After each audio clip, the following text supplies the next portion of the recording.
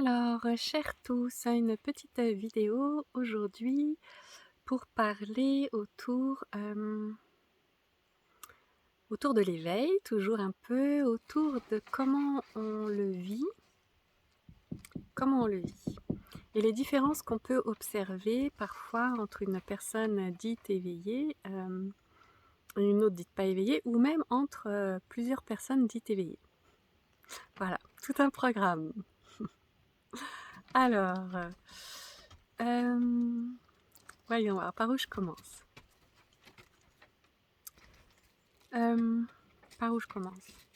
Donc, j'ai l'impression que beaucoup de la spiritualité, vraiment de fondement de la spiritualité, j'allais dire de la stérilité, mon Dieu, lapsus révélateur. Non, non, non, effacé, j'ai rien dit. J'ai des petits jugements qui passent comme ça, qui traînent dans mon humanité. Voilà, bienvenue. Donc, si vous êtes toujours là,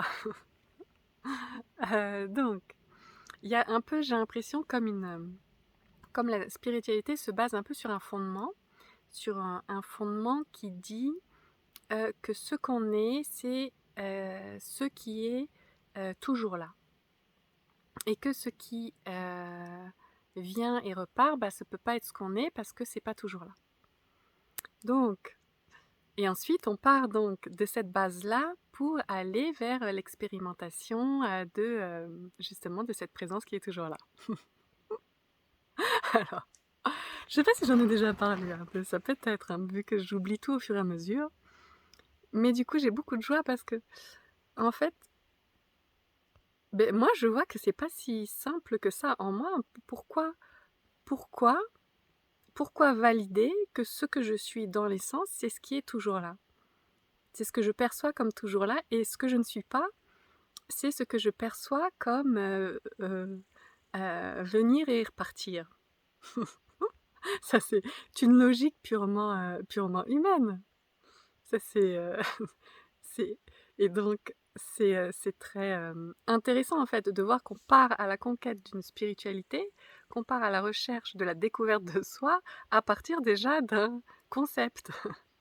On part déjà, donc pour moi, c'est quand on part déjà avec un concept, donc ce qu'on est, c'est ce qui est toujours là, et ce qui n'est pas toujours là, c'est ce qu'on n'est pas, et bien pour moi déjà, on part, comment dire, en oblitérant la moitié de la réalité.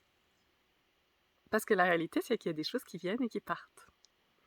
Et alors, je ne sais pas pourquoi, d'où ça vient, je ne sais pas, ça doit être un concept logique, vraiment rationnel, mais je ne sais pas, c'est la vie, on le sait aussi, ça c'est un autre concept, mais moi que, que je prends volontiers, que la vie n'est pas appréhendable par la rationalité.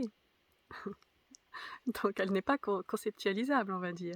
Donc c'est très étrange pour moi de partir à la découverte de la vie à partir justement déjà voilà, d'un concept qui réduit son expérimentation de moitié. Donc pour moi, la spiritualité telle qu'elle a été vécue jusqu'ici, eh bien, comment dire, alors je dis ça, mais en même temps, moi j'ai vraiment une notion assez vague, hein, vraiment, j'ai pas étudié les choses de fond en comble, mais en tout cas de ce que je perçois, de ce que dit un petit peu là, comme ça, quand je regarde voilà, les discours de non-dualité, ce que l'on est, c'est ce qui ne bouge pas, voilà. Et le reste, ce qui bouge, c'est ce qu'on n'est pas. Bah, voilà, voilà, donc pour moi, ça c'est très très étrange.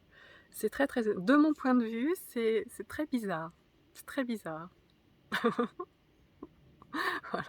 Et pourtant, et en même temps, ça me paraît complètement fou parce qu'il y a tellement de choses qui sont basées là-dessus. Et après l'expérimentation, après tout ce qui est expérimenté à partir de ce concept-là, eh bien sûr que ça corrobore ça, puisqu'on a déjà enlevé la moitié de la réalité. Donc on explore déjà dans quelque chose qui est restreint. Donc quand on explore à partir de quelque chose de restreint, ça ne va pas nous ouvrir sur ce qu'on a oublié, hein. Donc forcément que ça va corroborer, toutes nos expérimentations vont corroborer qu'effectivement, qu'il n'y a que ça, que l'essence, c'est ce qu'on est, c'est vraiment quelque chose d'immuable, etc., etc. Donc je crois que j'avais fait une vidéo comme ça où du coup on s'enferme dans une réalisation. Et donc pour moi, bah voilà, ça c'est juste une partie de la réalité.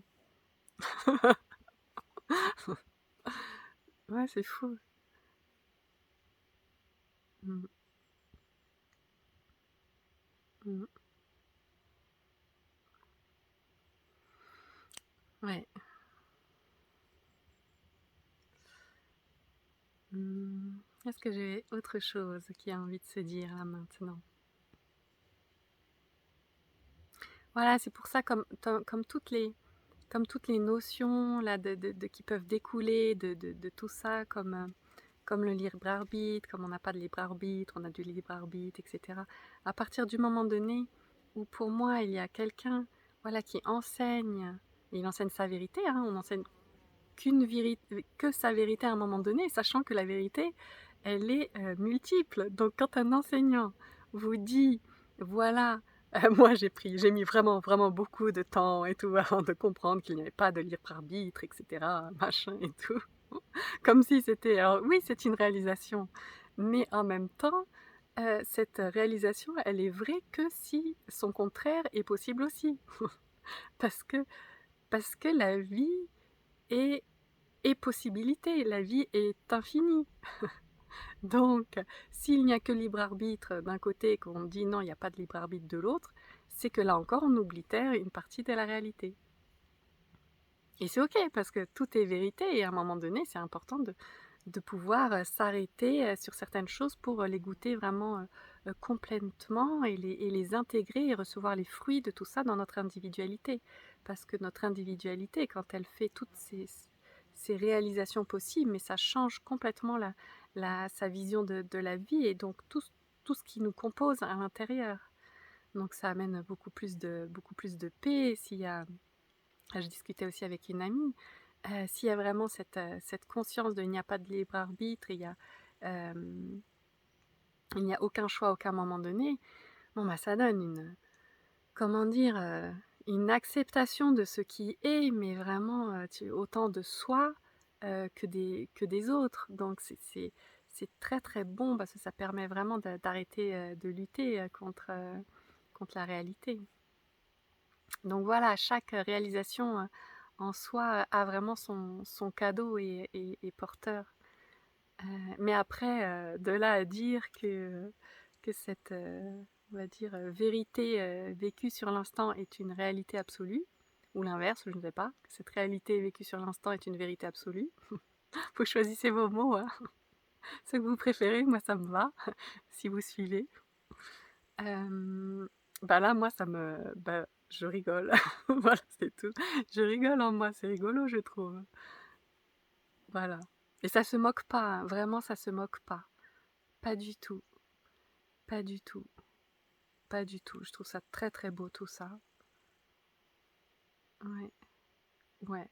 Très très beau.